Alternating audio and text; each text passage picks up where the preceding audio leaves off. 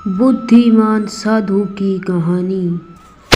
एक साधु घने जंगल से होकर जा रहे थे। उसे अचानक सामने से बाघ आता हुआ दिखाई दिया।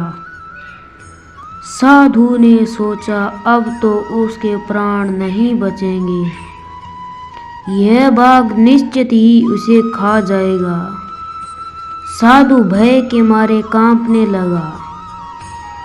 फिर उसे सोचा कि मरना तो ही है, क्यों न बचने का कुछ उपाय करके देखे।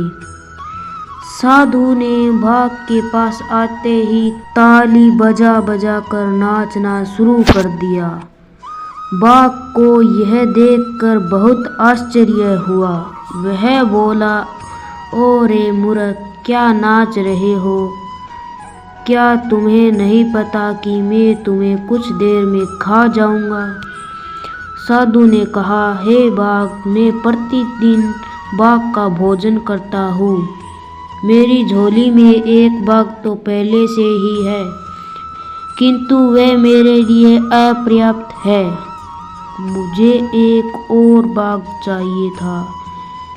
मैं उसी की खोज में जंगल में आया था। तुम अपने आप मेरे पास आ गए, इसलिए मुझे बहुत खुशी हुई है। साधु की बात सुनकर बाघ मन ही मन कुछ डरा, फिर भी उसे विश्वास नहीं हुआ। उसने साधु से कहा, तुम अपनी झोली वाला बाघ मुझे दिखाओ। यदि नहीं दिखा सके तो मैं तुम्हें मार डालूंगा। साधु ने उत्तर दिया, ठीक है, अभी दिखाता हूँ, तुम जरा ठहरो, देखो, भाग मत जाना। इतना कहकर साधु अपनी झोली उठाई। उसकी झोली में एक शीशा था। उसने शीशे को झोली के मुख के पास लाकर बाघ से कहा, देखो, ये रहा पहला वाला बाघ। बाघ साधु के पास आया। उसने जैसे ही झोली में मुंह पर देखा, उसे शीशे में अपनी परछाई दिखाई दी। इसके बाद वह घुराया तो शीशे वाला बाघ भी घुराता है। अब बाघ को विश्वास हो गया कि साधु की झोली में सचमुच में एक बाघ है। उसने सोचा कि यहाँ से भाग जाने में ही कुशल है। वह पूंछ दबाकर साधु के पास से भाग गया। वह अपने साथियों के पास पहुंचा और सब मिलकर अपने राजा के पास पहुंच गए। राजा ने जब सारी घटना सुनी तो उसे बहुत क्रोध आया।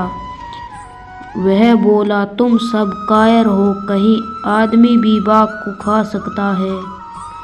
चलो, मैं उस साधु को मजा चखाता हूँ। बाघ का सरदार दूसरे बाघों के साथ साधु को खोजने चल पड़ा।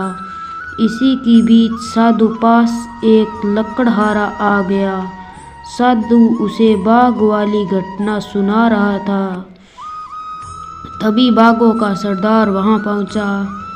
जब लकड़हारे ने बहुत से बाघों को अपनी ओर आते देखा तो डर के मारे उसकी घिघड़ी बंद हो गई। वह कुल्हाड़ी फेंक कर पेड़ पर चढ़ गया। साधु को पेड़ पर चढ़ना नहीं आता था। वह पेड़ के पीछे छिप कर बैठ गया।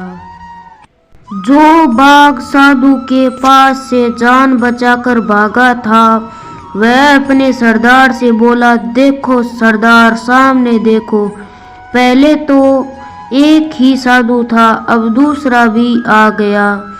एक नीचे छिप गया और दूसरा पेड़ के ऊपर। चलो भाग चले। बाघों का सरदार बोला, मैं इनसे नहीं डरता।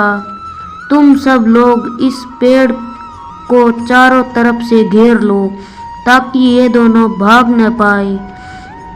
मैं पेड़ पर के पास जाता हूँ।